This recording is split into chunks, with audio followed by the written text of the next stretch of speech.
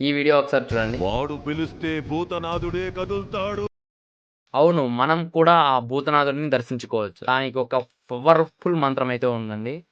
ఆ మంత్రమే మహామృత్యుంజయ మంత్రం. ఈ మంత్రం మనం జపిస్తే సాక్షాత్తు ఆ పరమశివుడే మనకు దర్శనమిస్తాడు. శివ పురాణం ప్రకారం ఈ మంత్రాన్ని 1,00,000 సార్లు జపిస్తే మన శరీరం, మన మనసు ఎంతో పవిత్రంగా మారుతాయంట. 2,00,000 సార్లు జపిస్తే మన గత జన్మలో జరిగిన సంఘటనలన్నీ గుర్తు వస్తాయంట. 3,00,000 సార్లు జపిస్తే మనకున్న కోరికలన్నీ నెరవేరుతాయంట. 4,00,000 సార్లు జపిస్తే శివుడి దివ్య అనుభూతి పొందుతారంట. 10,00,000 సార్లు ఈ మంత్రాన్ని జపిస్తే మోక్షం పొందుతారంట. అలానే జననం మరణం నుండి విముక్తి పొందుతారంట.